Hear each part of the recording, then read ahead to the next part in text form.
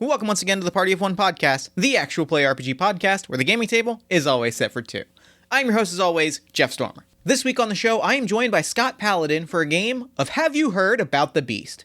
Scott is one of the voices on Outstanding, a Masks actual play podcast on the Stop Hack and Roll network set in the world of Protean City Comics. He is also one of the hosts of Monster Mechanics, a podcast in which every week he and his co-host put a new spin on a classic monster or fantasy concept. I was recently a guest on the show to discuss, of course, of all things, Santa Claus, because, well, if you give me the option to talk about Santa Claus, I'm going to talk about Santa Claus.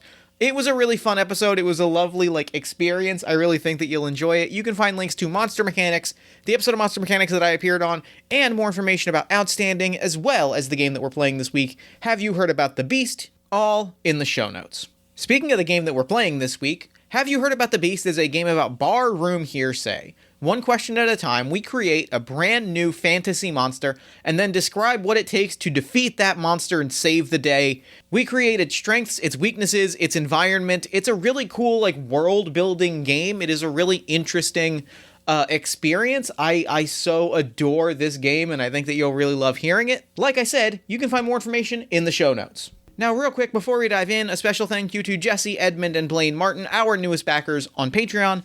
Patreon backers get early access to, well, everything. Games, podcasts, other stuff, kick-ass Fancy Friday selfies, roundups of all the different things that I do in a given week. It is an amazing way to directly financially support this show, as well as all the other things that I work on, and to get an early look at the cool stuff that I got going on, and let me tell you, it's a lot of it. You can learn more at patreon.com/JeffStormer, and with all that said, let's go ahead and throw it over to me in the past so that he can get started with the show. Take it past me. Thanks, future me. This week, I am so excited to be sitting down with Scott Paladin. Scott, thank you so much for coming on Party of One. Thank you for having me.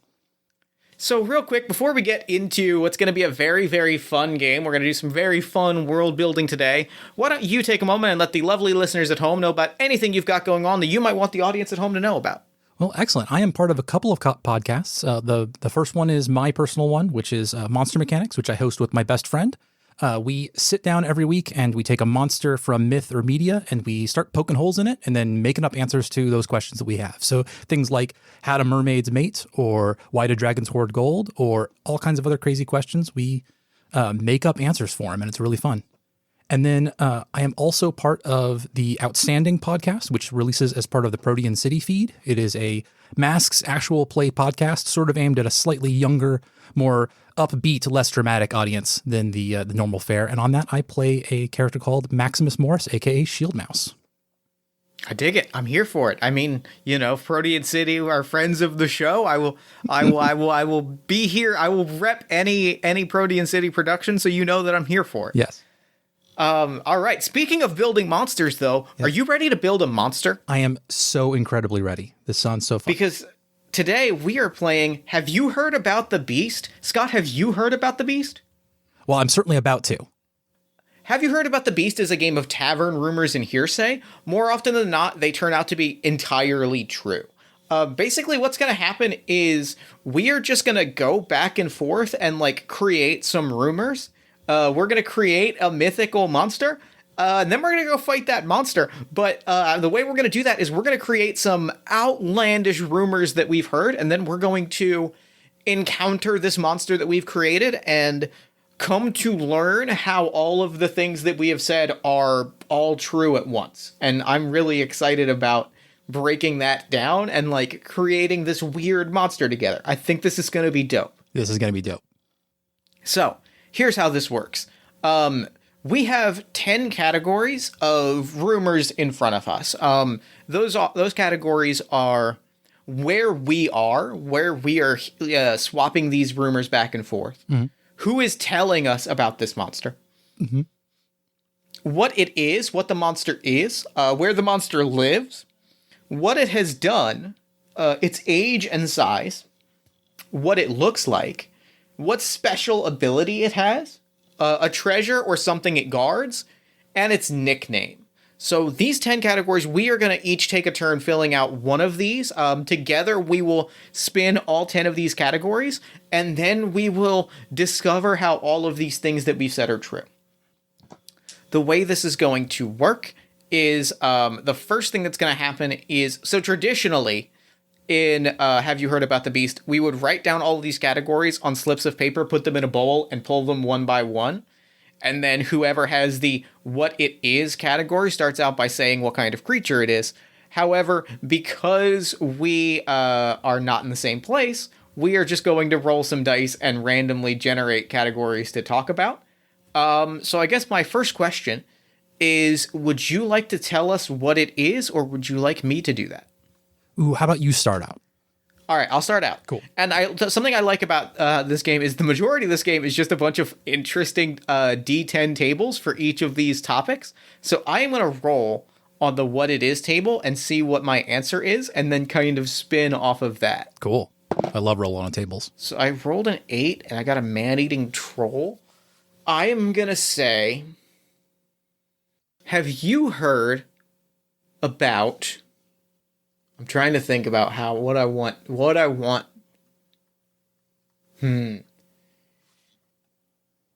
I keep coming back to the phrase man-eating swamp, but I realize that's just a sarlacc pit, and I don't necessarily want to go with a sarlacc pit. So instead, I am going to go with, have you heard about the man-eating swamp frog? Or swamp... Ooh, I'm going to say swamp... I said swamp frog, and I'm going to stick with it. Yeah, I meant to like say that. swamp fog. Like, I meant to say a fog that rolls in and eat you. Yeah. But nope, man-eating swamp frog. That's where we're at. This is a man-eating swamp frog. I love it. Scott, have you heard the legends of the man-eating swamp frog? Do I have a thing I have to respond with, or no? It's just... You heard about that? This one's just a yes or no, Yeah, and then what we'll do now is, like, once we feel like we're ready to move on to the next topic, we'll roll a 10-sided dice and pick our next topic. Okay. Yes, I actually have heard about the man-eating swamp frog. It's a legend around these parts. Legend. So the funny thing about legends is that they sometimes turn out to be true, and I have a reliable source. Yes. That tells me that the man-eating swamp frog has been spotted again just outside of town. And that would probably tie into the fact that several people have gone missing. I'm guessing several people have been eaten by the man-eating swamp frog. Yeah, I mean, well, legends wouldn't exist if there wasn't something behind them, right? I mean, these things have to come from somewhere. And I mean, if the swamp frog isn't real, then where did all those people go? Exactly. That's my question. And I mean, there's the croaking in the night and all that stuff. I mean, like... Yeah. Yeah. All right, I'm going to roll on a category, and I'm going to throw this to you for the next topic. So I've got a 10-sided dice. We have our 10 categories. Mm-hmm. I've rolled a 2. I'm going to ask you, who is telling us about the man-eating swamp frog? Okay. And because I love rolling on tables, I am also going to roll to get a suggestion from what it thinks. Ooh, 1. Who is telling you about it? A wild-eyed old person who you're sure has leaves and twigs in their hair. Oh, perfect. Yes. This is exactly that's kind of, perfect, yeah. So, we must have heard this from, like, if we're in a tavern, we imagine like the door just bursting in and this old, what's the gender neutral version of a hag? Old person? I guess old person. Oh, hermit. Hermit can be gender. Yeah, yes. old hermit. Yeah, old hermit's good. Yes. Comes in and just like, I mean, they're probably just a mass of twigs and dirt and hair and swamp mud, right? Like, and swamp mud, yes. And they like speaking at such a fast pace, rambling and raving that we're like, we can only make out the words swamp frog. It ate them. I'm gonna throw a curveball at these rules real quick. 'Cause I love the idea that this hermit has kicked open the door and is just rambling swamp frog. But the idea of I rolled also on this table and got an 8, which is a scruffy looking street urchin who speaks with a gap-toothed whistle. I love and the reason that I love this, I see where you're going, is, do you know what I love? Do you know what movie I love more than most other movies? Nothing comes to mind off the top of my head. But you're gonna tell me. I love a little movie called Jaws. And there is no moment that I love more than the panic. Someone leans forward and stabs a knife in the table and is like, I'll tell you about the swamp frog. And like that Robert Schneider moment is my favorite is one of my like favorite things in this world or any other. Beautiful. So the idea that this rough and tumble youngster leans forward is like Swamp Frog. I can tell you a thing or two about Swamp Frog. Yeah. If you buy me a beer, and we're like, you're not 21, and they're like, all right, you got me. Buy me dinner, and we're like, okay, fair. Excellent. I love that. That's beautiful. All right. Well, then I'm gonna roll for my next category. I got an 8. I've got a special ability it has. Ooh. Oh, I like this, and I like this because I want to know why. So here, I'm going to roll on this 10-sided dice table. Yeah. And I'm going to roll here with a specific purpose. Like, I might have to change the answer that I roll here. Yeah, that's fine. Because I want to know specifically how and why, or how it is capable of eating people. Yes. Like, is it dragging them back to a cave? Yeah. Is it swallowing them whole? Yes. Is it like piranhas where there's just a ton of them? Fuck! Oh my, I did not expect that dice roll. That was a result I did not expect. Oh, I'm waiting with bated breath. I must know. I rolled a 10. Scott, can you go into the document onto page 8 and read the result for 10? Because I think you're going to have the same reaction. What? What do we do with this? So the result is God. It will sneak into your dreams and drain away your soul. Oh my God. I love that so much. That is incredible. So here's what it is. Okay. I've got a pitch for you. Here's what it is. I said earlier that I wanted to say the man-eating swamp fog, and I said frog. Yes. I'm going to hit you with a classic Jeff Stormer line. If it's both. Yeah. That's my goal. That would be my call as well. Let's make it both. What happens is you have a dream where this frog is like in front, like you wake up, right? Mm-hmm. You fall asleep. You wake up with a start, right? Like you wake up, you're covered in sweat. You sit up, and at the foot of your bed or at the corner of your room, this frog is just looking at you. Yes.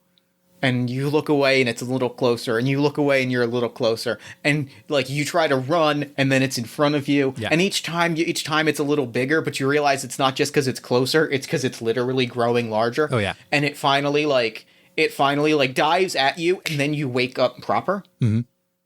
And the world is just wake up covered in fog. Like you just walk into that fog. Yeah. Because your soul has been consumed, and the frog and that is how the frog takes you away. Is you wake up from this nightmare and you just walk into the fog. You walk into the mist and you are never seen again. See, when I hear that, the fog and the sneaking into the dreams, I have this image of like someone laying in bed at night and the fog coming in under the doorway and then like sneaking over the floor like that heavy, like that artificial smoke they use in concerts. And it goes up the bed and like starts going into the ear. And like that is how it infiltrates. I love that. Yeah. Fuck yeah. But that's I cool. also think the other thing is that like it is also, I feel like it's also a literal frog though, right? Yeah. Like because I think that like if that is how it eats, there's the possibility that it is a Freddy Krueger. Yeah. But I don't think it is a Freddy Krueger. Maybe which tells me that there is literally a frog that comes in with the fog and like sits there and slowly consumes you. Or like the fog is like the interface between this reality and the place where the frog is.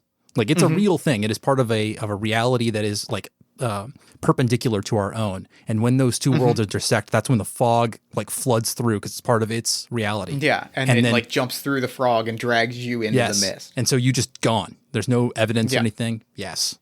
Classic. That's dope. All right, I'm gonna roll you a prompt. Okay. I've rolled a 10. Ooh, it's Tell me the nickname of this thing. Okay. I have to pull up Rhyme Zone because I want to do something. Okay. Oh, nothing works. I'm trying to work off of Toad or Frog because I gotta pull a good one. Yeah, nothing's coming to mind. Okay, so we're talking about a nightmare frog that is also associated with like mist and fog and smoke, and your dreams. I have it on reliable authority that this thing, that when it comes in the night, you scream and it's that last scream is a croak, and so it's people started calling it the croaking terror. Croaking terror is a good name. As your scream gets strangled off, because it doesn't make any noise, but that's what you're gonna say. And it's now here's what's terrifying about that is if it's cool if we go, I guess tone check, is it cool if we go visceral with this? Yes, absolutely. Okay, cool. Because what I want to say is that, like, that picture that, like, the croaking scream is this sort of, like, gurgled, half suffocated, half drowned, phlegmy, liquidy scream. Yes. That, like, feels like the way that I've heard it described, by people who have heard it, yes, is like the fog turns to slush, turns to swamp mud, like in your mouth and in your throat, and like that is the croaking scream that the croaking terror brings on you, right? And it only happens when you're so far in the mist that your body is already gone, right? Well, it makes sense because the toad, the frog isn't like an amphibious creature. It has to live in that wet, soupy environment. So when its reality comes through, that's where it lives. So we'd be seeing that, and that's excuse me. And then, man, can you imagine? Like, also, frogs don't have teeth or anything like that. Mm-hmm. So this thing it's basically just a mouth. It's just a hunger, the symbol of a hunger. That's the only thing it has. It just wants to eat and wants to devour, and it's waiting to come after you. I love it. It's dope. It's terrifying. I hate it, but it's very good. Yeah. All right, my next category. I rolled a 9. A treasure or something that it guards. Ooh. All right. Can I make a suggestion? Please. If it infiltrates your dreams, then it has some connection to like the world of dreams or something like that. And if you can get really close and then escape that terror, that nightmare, you can bring something from the dream world back with you.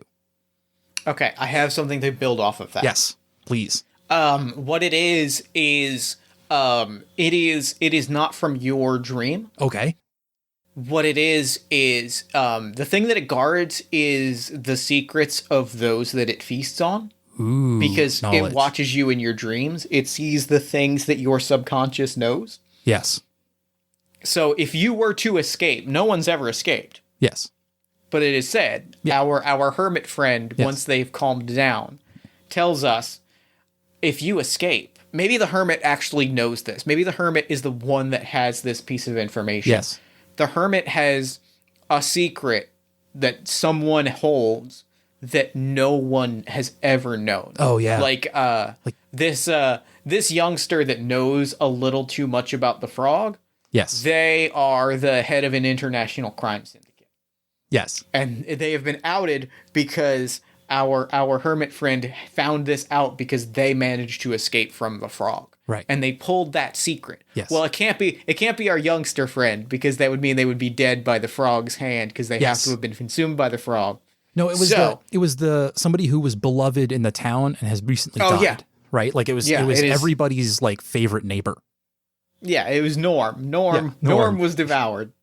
And it turns out Norm was the head of an international crime syndicate.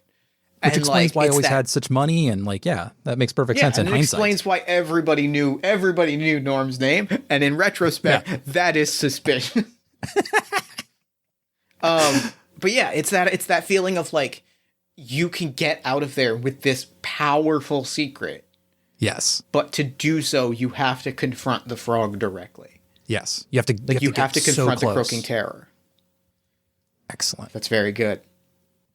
All right. So our next rumor. I rolled 9 again. Okay. And now comes the question of, I'm gonna throw this to you. Sure. Do we re-roll this dice, or do we just say it guards another thing? If I like the idea that it has multiple, we can get to the same one multiple times. If that means we're crossing off something else from the list, like we're never going to know what it has done. One or the other. All right, so which would you prefer? Would you prefer to tell me a treasure, or do you want to re-roll and come for another category? I don't have anything on the top of my mind for treasure, so let's re-roll. Okay, that's a roll. Yeah. All right. Where are we? Ooh, so it seems like, well, my father says this is the edge of the civilized world. Like we are right out at the place beyond which people don't normally go. Like What if it's a step further? Ooh, yeah, just beyond where people normally go. And it's well, I was gonna say the literal edge of the world. Ooh, okay, so it's like a disc world. Like we're right. Or it's if it's literally like the end, and maybe that is part of why the fog is here. Ooh, I love this idea. What if it's a world where, unlike a physical place like a plane or a globe or a disc or something like that, the world is defined by there's a central point of light. That's where civilization started. That's where people started. And we are right at the edge of where that light reaches. So like there's this endless plain of forests and swamps and things like that. And it gets dimmer and dimmer and dimmer the farther out from that central point you go. And we are to the point where you can't even see it anymore. Like we know it's east, but you just like you have to go 5 miles before you'll see the first glimmers of light. I'm here, and that's part of what the fog is, yes. Right? The fog is whatever realities are beyond this point, and this particular thing is a frog that feasts on your dreams and draws you into the void, right? Draws you into the ether. Yes. And pulls you away from the light to like smother you in that endless darkness. The place where the darkness becomes like physically thick. What it looks like.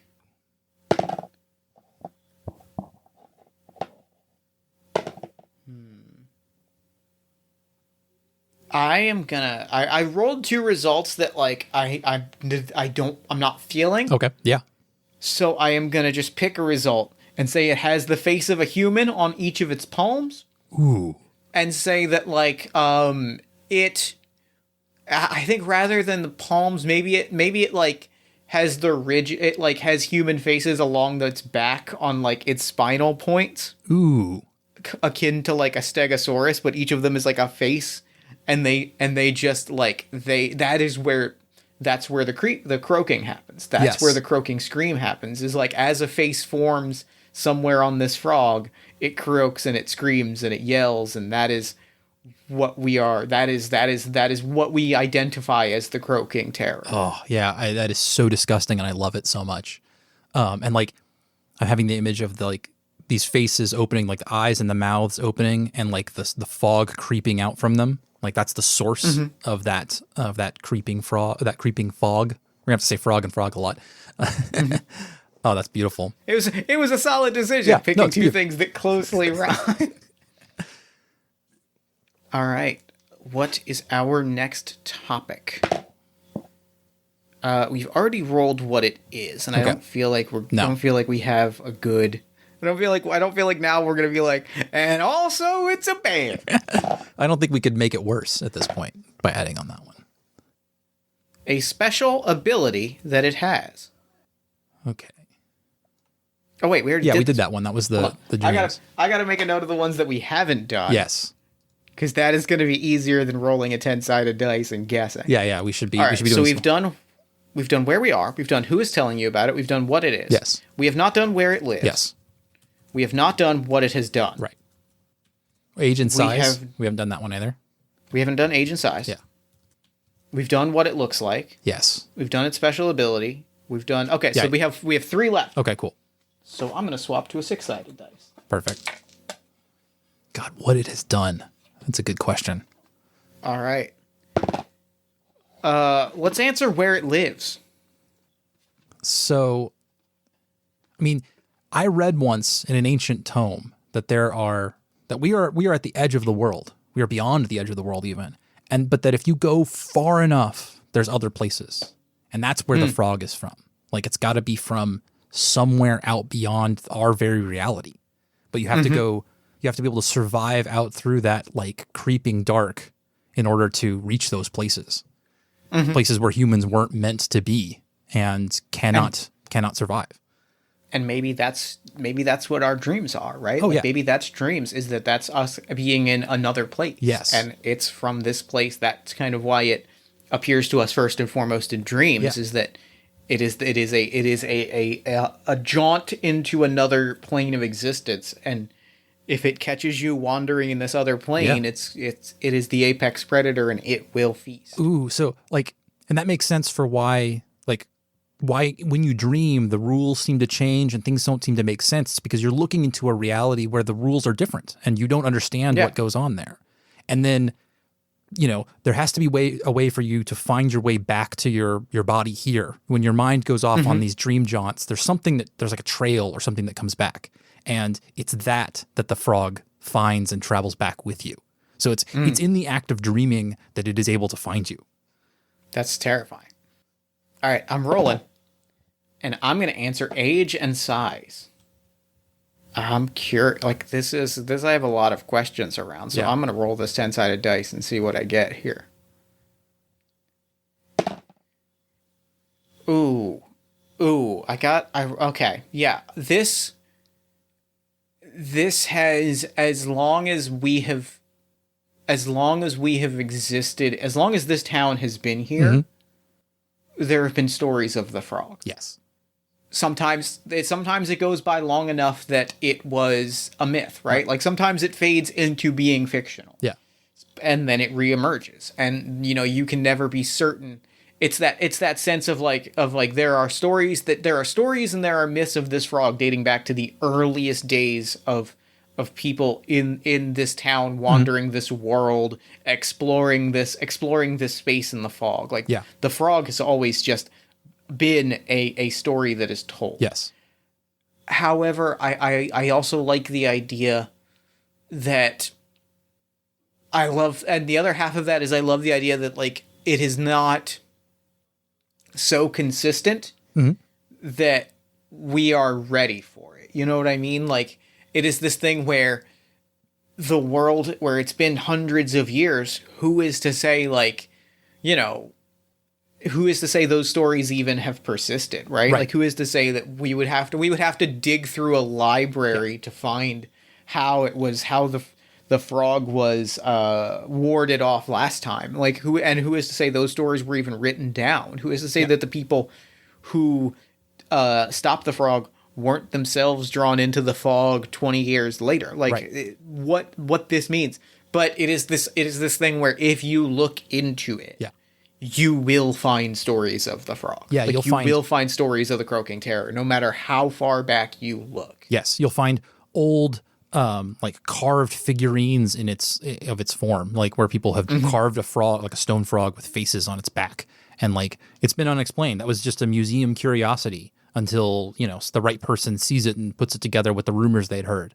But like, I love the idea that it's so infrequent that, you know, it fades from memory. And maybe there's something about it. People don't want to believe something like that. It's too outlandish that you actually do travel when you dream or anything like that. And so they like just the refusal to be like, well, if we don't talk about it, then it doesn't come around. Like we don't have to worry about it. And it's not happening to us right now. So we're just going to shut up about what we heard, you know, and that keeps it, you know, kind of the knowledge of it from being like super widespread. That's very good. And so our last question before we fight this thing, before we confront the frog and drive it back into the mist once again, what has the frog done? Let's look at that list. I want to see if I'm going to roll, or if I just see something that makes me go, "Oh my god!" All of these are so mundane. Yeah, we got to go bigger than that. There's no way that we can end on it made every book in my house a left boot. No. It has, I think this is the first time. This time is different. What it has done is that it has started to appear to everyone. That this is the first time for the community, as far as we know. We wouldn't know for sure, but certainly as far as anyone knows and remembers, this is the first time that everybody's had a dream about the croaking terror. that everybody's had a dream about running from the frog, like, or the fog, everybody's had a dream about running from the frog in the fog. Yes, everybody's had the dream of running, of waking up, of seeing it and being like, I got to get the hell out of here. Every single person has that dream. And the only people that we don't know had that dream are the people that are not here. Yes. And it's only when at this night in the tavern, when the hermit comes through the door and the kid starts saying, I can tell you about that. And I saw it in a dream and I chased it away and blah, blah, blah, that everybody else starts to put together. Hey, I had a dream 2 nights ago about the fog, and like, oh, there was croaking in the background of that other thing. And like everybody starts to piece those little hints and things, and they start to remember more the way you do when you hear something that like dregs up a memory that you hadn't wanted to remember. And you start to go, oh, wait, no, that I know this. I know what you're talking about. They start to finish each other's sentences to describe this thing as like now it gets put together that it's appeared to everyone. Here's what is funny about that. Yeah. Is that this child leads forward and is like, I'll tell you the secrets of the frog if you buy me dinner. And then we buy this child dinner and they start telling us the story of the frog. And we go, wait, I've also had a dream about the frog. Yeah. I also know these things. Yes. At which point the child has already absconded with a free meal. Like, at which point the con is complete and the child really more than any of us has won here. Well, we'll see how that works out after the frog shows up. Well, with that, I think it's time that we go after we have to decide how we are going to confront and ward off this frog. Yeah. This feels like a John Carpenter's The Thing kind of situation where like once the knowledge settles into the crowd here in this tavern, in this community, like I can imagine this tavern that we're in being like the only place to socialize in this whole small community that we're in. So it's everybody's here. Like it's an evening, work's done, the entire community is here. And once that knowledge kind of sinks into everybody, like there's just this sort of like dread that falls over the crowd as they all realize it's coming for us. Like this thing is coming for all of us now. Which I think tells me how we confront it. Okay. I don't know how to beat it, but I know how we confront it can't even be beat. It. Yeah, who's to say? I know how we can confront it. Because do you know what's going to happen when an entire community of people find out that there is a thing hunting them in their dreams? They're all going to try to stay awake? They're all going to try and stay awake. Yeah. Which means that, we are together in this tavern. Yeah. It is 3 a.m. We must be lonely. Yeah. We are sitting like we have been awake for hours. Right. All of us quietly recalling these things, right? Yeah. Telling us these stories. And like, it is that experience, it is that like you have been awake for 24 hours experience. Yes. The edges of your sight line start to fray, and like, you can see the bloodshot veins on the back of your eyes a little bit. And it's that feeling of like, you hear that slight kind of metallic hiss in the back of your ears. Yeah. That's that moment where we're going to see that fog start to roll in around us. Yeah. And we're going to be very awake for it. It's that feeling of so many people consciously not making the choice to sleep or making the choice to consciously not sleep. Yeah. That collective insomnia spread amongst all of us is going to be the thing that is going to force the frog to make a move. Yes, because it's somehow interacting with that part of your brain that would be traveling this time. And like we're all holding it in. And also congregated in this one area, and it knows everyone here now. Like it has all of our sense, and so like it knows that the one way or another, like this is coming to a head, and so it decides to like confront us because it knows that if we leave in the morning, we're never coming. Like we're all leaving, we're gone. Like we're gonna head towards the light, and we're never gonna look back, and it's never gonna get a chance at us again. So it's now or never. Yeah, and so. What I think that even before we see it, right? Like even before we see it in its full form, like we hear that croaking, like we hear those croaking kind of moans and screams and those sort of gurgling, agonized calls. That sound of dozens of mouths trying to breathe and not being able to. We hear that, and honestly, like that's probably the first challenge that we would have to deal with. is the fact that like we are confronting this thing in a room full of terrified people. Yeah. That's chaos. Oh, yeah. That noise is enough to, and that's probably part of it, of playing into its strength, Yeah. is like that noise is enough to, people are going to start running for the door. Yeah. People are going to start pushing people over. You know, like there's a palpable sense of terror that sets in that moment. Right. But if any of us that keep our heads are going to know that, like, if we scatter like rats, then that just makes us all individually vulnerable. That the only way we have any chance is if we stay together and like form a bulwark. You know, like we have to come together in a way, like, because none of us individually are going to stop this thing. That the only chance we have is if we're all together. And so it's like, maybe it's a matter of even like somebody rushes the door and like you get that moment where like a hand slams the door shut and they like push them back into the room and it's like, no, you cannot. We are making our stand here. We're going to do it together. Like we came out here. I don't know why exactly we're out here, but we came out here for a purpose. You know, we were going to explore. We were going to push the boundaries, and we are the kinds of people who, like, when something comes for us, we go for it instead. That is what we are. We are the. It's even more so than that. I like the idea that like we had said that this was a bunch of people like sitting around. Yeah. Right. We had said this was a bunch of people like, and that the door had been kicked in. Yeah.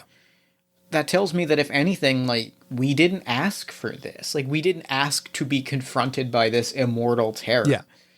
But it's either we face it on its terms or like we fall. Like Yeah. it is we make this we are very much the like the final girl archetype of like if we don't stop this thing here, it will continue to hurt other people. We are a whole tavern full of final girls. Yes. I love it.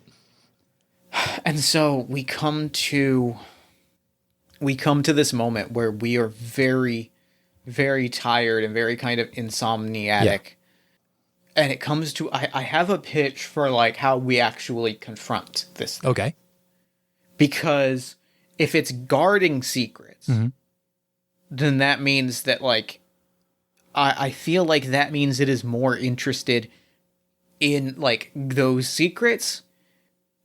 Like it treasures those secrets, right? Like it consumes the bodies and there's nothing left of them. But the body it holds on to those secrets. The body's not the food, it's the secret that is what sustains this creature. Yeah. So the only way that we are going to get this thing to leave, to ward it off, is there is this very tense, like the actual confrontation with the frog, right? Yeah. Like it's outside. It's starting to like lurch its way in. Yeah. Is if we sit around a table and each of us says the one secret that we are holding on to that no one can know. Yeah. Perfect. It is the only way that we can get this, like scare this thing off. Yeah.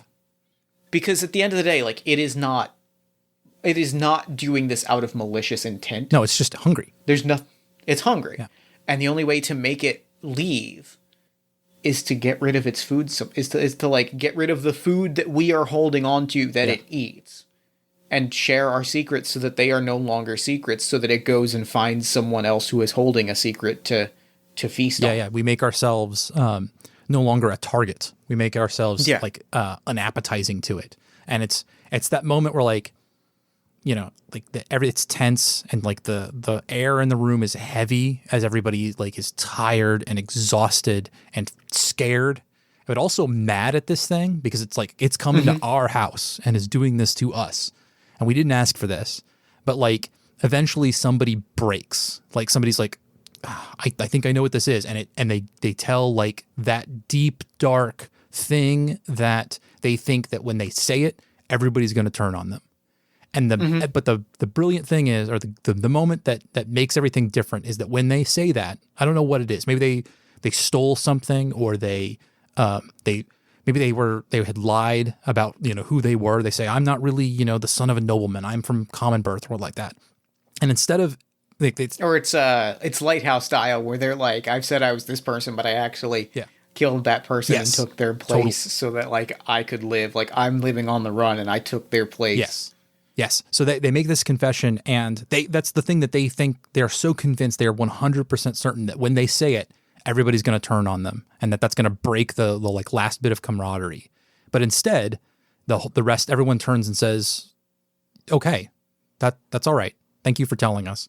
And then the next person says their secret. And like, it's this moment of, instead of being rejected from the community for sharing the secrets, it becomes that moment that everyone shares. Like, it becomes part of this, like a real binding together of this group. Yeah. And it's this moment of like real vulnerability where like it is. And that is where we are at our strongest, is seeing each other and being aware of who we are, and like truly knowing that like now we're in this together. And I think like in doing so, like we share it's the way I see it playing out. Like the closing shot is like we share these secrets, and the sun rises, right? Yeah. Like it is very much like we share these secrets, and in doing so, conversations happen, right? Yes. Like it's really like I mean, you know, you hear I killed a person because I had to flee and take their identity. Yeah. Like, I'm gonna have follow-up questions, Right?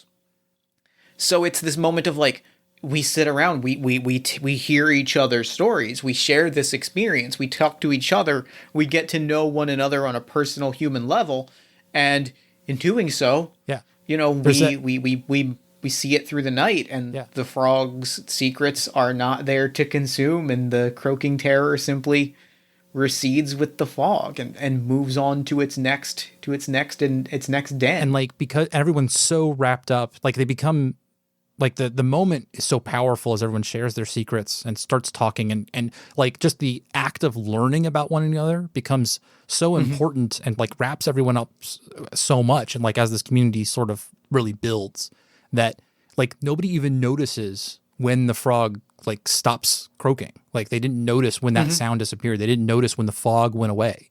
Like, it really is a moment of like, when everybody's done talking and the secrets are all laid bare, and somebody like, hey, wait, we haven't heard it in hours. We haven't heard it in so long. Like, it's not just gone. It's been gone for so long. Yeah. And I have a closing note, which is like, in the nature, in the way that like, that things of a supernatural nature change. Yeah. I think that the croaking terror itself changes. Oh yeah. Okay. And the way it changes is everybody still for a time, eventually these dreams fade, but everybody still has frog dreams. Okay. But the difference is that now the frog isn't chasing you. Yeah. You wake up. The dream is the same for everybody, where they wake up in wherever they are like most comfortable, right? Like if it's if it's where, you know, your reading room, right? Or it's your den, or your garden, it's around the bar with your friends. Like, wherever you are comfortable, you wake up and there's a frog sitting there. And but now there's no more, that noise is gone. The croaking terror part is gone. The noise the is mouths gone. are all shut and calm. And sleeping. Yeah. Like, they're calmly sleeping. Yes. And what it is, I think there's still a menace to the frog, but what it is it's sitting quietly and it wants you to share. Oh, it's listening. And now it's listening. Yes. It's not taking things. It is now sitting and listening because it knows that is a way that it can act. Yes. So it sits and it listens. But if you don't talk, then you know, there's a chance it's a very interesting, and so it becomes a very interesting piece of folk wisdom, of lore, it becomes a very tangible legend thing. Yeah. And maybe it's one of those things where, like, after a while, after this big confrontation, everybody has the dreams for a while, and then it fades. But then people find that if they're holding something in that they need to tell other people, if they need they're holding on to some secret, that's when they start to see the frog again. And it's the frog is telling them that you need to get this secret out. Secrets are dangerous in this way. And if you don't, there's a non-zero chance that frog will act on its worst impulses and feast on you. Awesome. I love that. That's so That good. is so like good. that's game. I mean, that is how we best the croaking terror, the man-eating frog. Like that is a very good. That's have you heard about the beast? And now we have heard about the beast. And now we have heard about the beast. Oh, that's good. That's some good. That's some good world building. Oh yeah. I live for I'm this kind of jazzed stuff. right That's now. so good. Oh man, the moment when it came up with it infiltrates your dreams, like that left turn, I love it so much. I live for those moments. I was such a random, I was like, I don't know, let's roll in. What? Whoa, okay. Oh. Let's go. So good. I live for those moments. So now I'm going to ask you a question. Fire away. This is a question for you, Scott Paladin.